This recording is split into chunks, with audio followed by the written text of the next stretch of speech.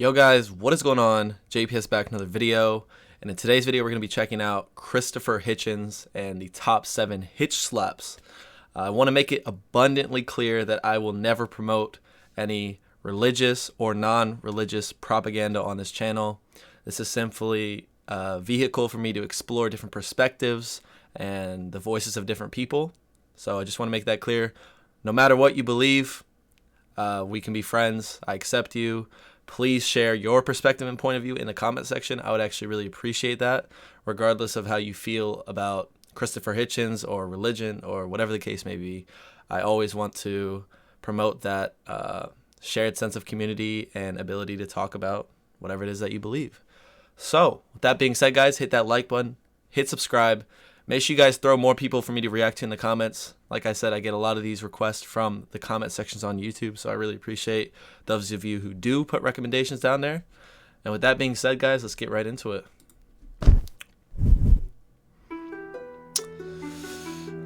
I'm very intrigued, is what I'll say. Very intrigued. Let's just get away from religion. Let's talk about God. I believe in God because I figure if I'm wrong, I won't know. I'm kind of like hedging my bets. Isn't that the way most people believe in God, is because they figure if they don't believe it and they're wrong, they're screwed. If they believe it and they're right, they win. Yeah, that is what's known as Pascal's wager. Now, in my book, which you kindly featured, I restate the wager. I say, look, suppose I check out and I've been wrong all along and I'm suddenly in front of some chap who can sort of bar my way to the gates of paradise, where of course I want to go, because who wouldn't want to live for an eternity just praising God as if he was Kim Il-sung? Mr. Leave that to one side. Christopher, we got to roll. And he says, what the hell? And I say, look, you didn't give me enough evidence.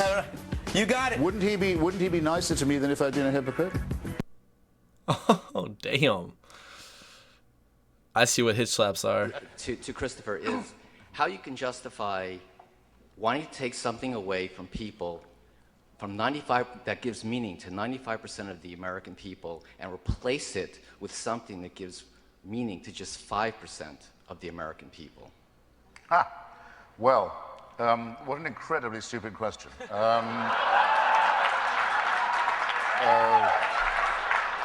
Yo, this man does not care.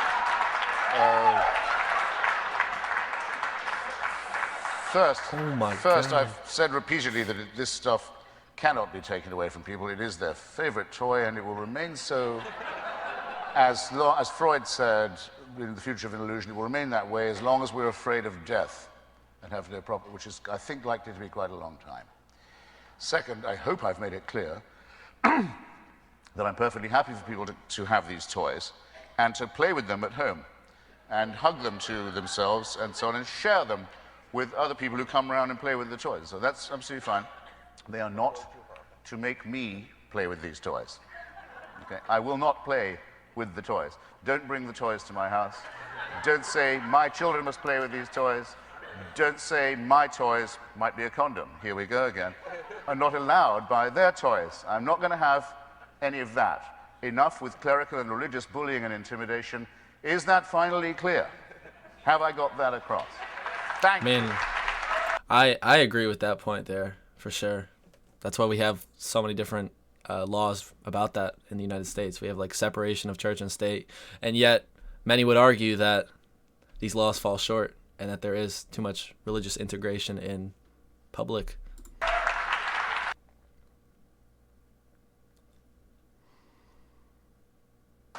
Christopher, he's so well-spoken, though. That's something I actually wanted to comment on, is how well-spoken he is, especially in like improvisational settings. I mean, that guy just asked him a question.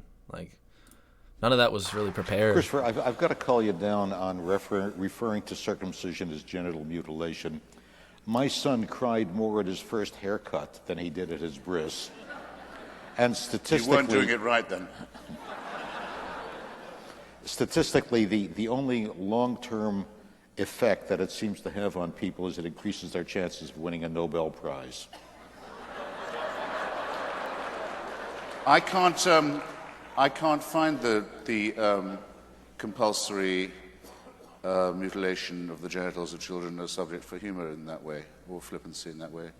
Maimonides says very plainly that it's designed to repress sexual pleasure, to deprive a male child as far as possible of the opportunity of that.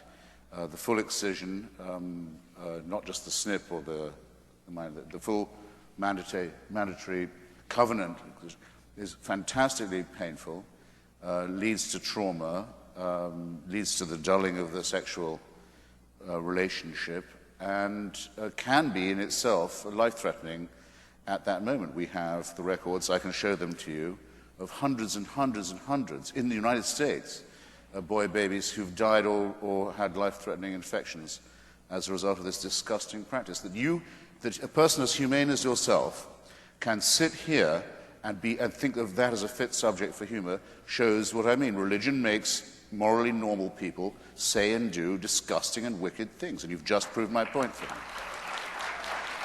Shame on you for saying what you just said. Shame on you for saying it about your own son, my God. Let's move on. Yes, let's. What next? Cutting the labia of little girls. At least Judaism doesn't do that. This is a question. What if a Muslim was to say to you just now, my little girl cried more at her first haircut than when I cut off her clitoris? What would you think of me if I was to say such a disgusting thing? Well, remember, we are not talking about detail here. We're talking about whether religion makes people behave better or not. Damn. Whereas to tell a child, you go to this church, which means you'll go to heaven, but your little playmates don't go to that church, and therefore will go to hell, seems to me to be an unpleasant thing to be saying. But yes, that is. Maybe I'm in a minority then. That could be an unpleasant thing, but how do you develop? Actually, an evil thing. Let's call it evil, Christopher. Something that only a religious person would dream of saying. Let's call it evil. Where does evil come from? Religion.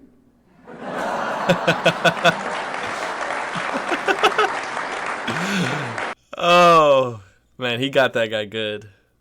I can't even. I just wonder, when you compare his life, there are a lot of good atheist communists out there like Stalin and Mao and Pol Pot, and, they slaughtered millions. Jerry Falwell slaughtered nobody in his life. He may have misspoke once or twice, but he devoted his life to his religion. You have nothing good to say about him at all?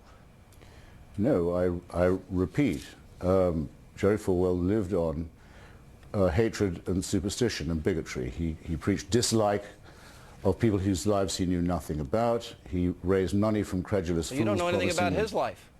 Now, excuse me, sir. You can either ask me on and ask my opinion, or you may not. But I don't have to be here if you're going to take that attitude. Oh, well, you could leave. You spent the first half by saying I had no right to the opinion you'd asked me on to express. Now you're tiring me out. I repeat, though. No, what I said is your opinion was thoughtless. What you wrote was crude and mean and hateful. That's what I said. You took up all the time for my answer with your long, rather unlettered question. Oh, okay. Jerry Falwell just made... Yeah, he got that. To be an atheist, you have to believe. Bro, he just needs to not go on Fox News at that point. That it is possible, which I think is a far greater leap of faith.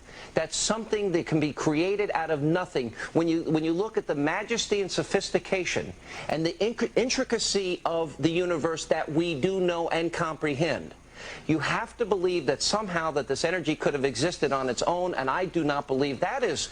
That, to me, is a leap of faith. You give me the awful impression, I hate to have to say it, of someone who hasn't read any of the arguments against your position ever. Damn. That's my reaction to all these, because bro's just, like, flaming them.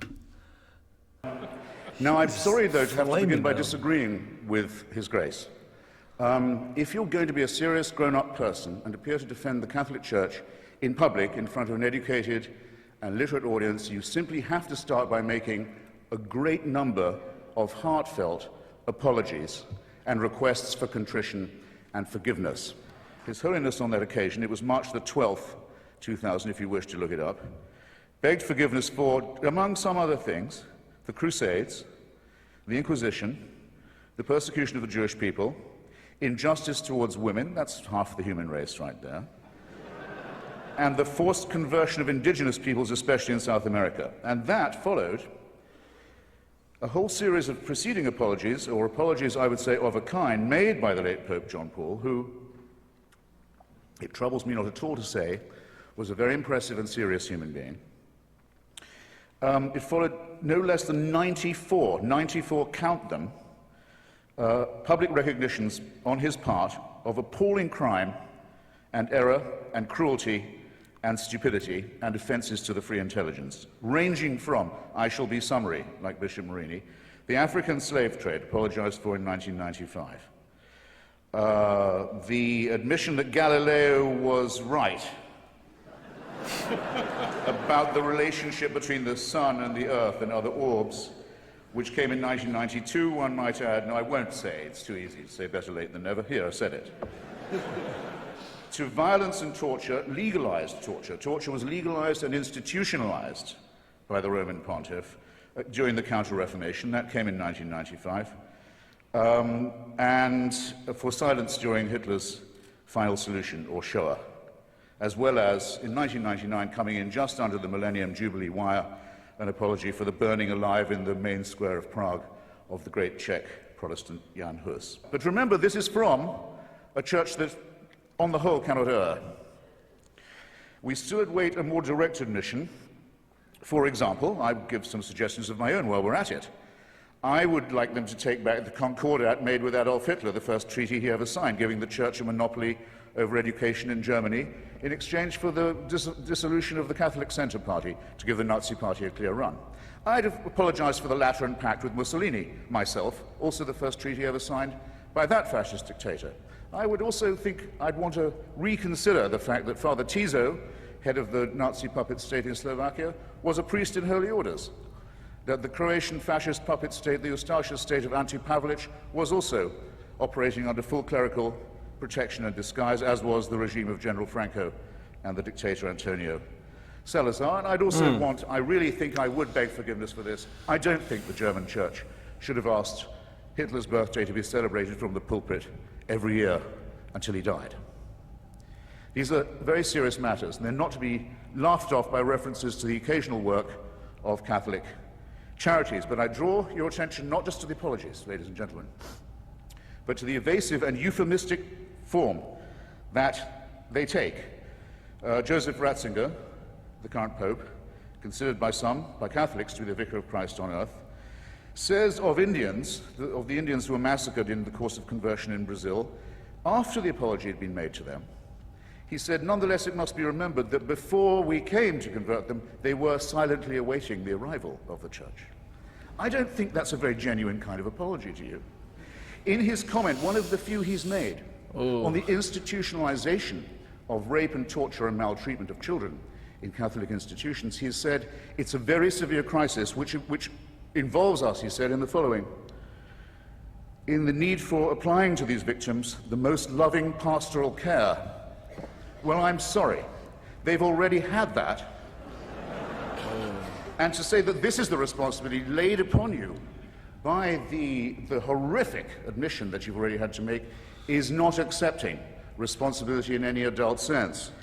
I think that there will be an apology for what happened in Rwanda, the most Catholic country in Africa, one of the most Catholic countries in the world, where priests and nuns and bishops are on trial for inciting from their pulpits and on the church's radio stations and newspapers the massacre of their brothers and sisters. And the papacy was silent on this appalling occasion, and everyone in Rwanda knows it. And there hasn't yet been a properly written apology for that disgrace. Staying in Africa, I think it will one day be admitted with shame that it might have been in error to say that AIDS is bad as a disease, very bad, but not quite as bad as condoms are bad, or not as immoral in the same way.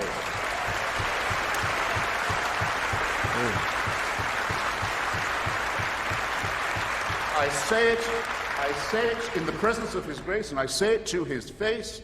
The preachings of His church are responsible for the death and suffering and misery of millions of His brother and sister Africans, and He should apologize for it.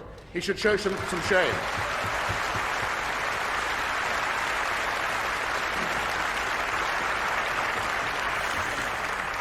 Fourth, for condemning my friend Stephen Fry. for his nature. For saying you couldn't be a member of our church. You're born in sin.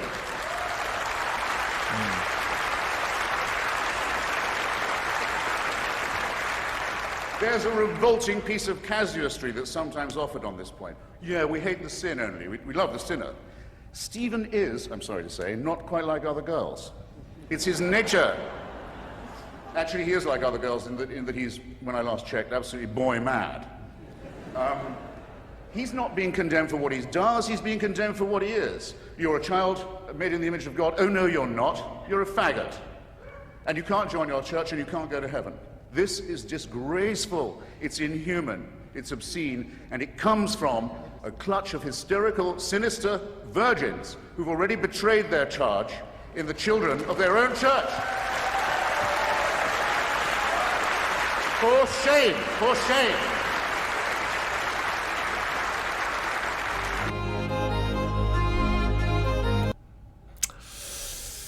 Oh my. Oh my. All right, guys, that was top 7 hitch slaps. Really enjoyed that video, and I must say Christopher Hitchens is very well spoken, and he did bring up a lot of good points throughout the video. That's all I really have to say about that. If you guys have any other suggestions, make sure you drop them in the comments down below. And I do want to repeat what I said at the start of the video. I will never make this channel any type of political or religious propaganda. My goal is to always look at things with an open mind and be able to inspect people's opinions and thoughts of completely different perspectives, people who think completely differently than I do. And I want to be able to sit with them and have a respectful conversation and hopefully be friends after it's all said and done. So that's my goal with this channel and how I approach interactions with humans, and maybe just content and videos like that. So that's what I got to say about that. I want you guys to comment down below what you thought about some of the points he brought up throughout the video, and if you have any other like just niche speakers. Obviously Christopher Hitchens was an author as well, but just figures who represent a large majority of the population's way of thought, and who are held highly by a lot of people. If you have any people like that I should check out, make sure you drop them in the comments down below. Hit that like button, hit subscribe, guys. And with that being said, I'm going to catch you all in the next video. Peace.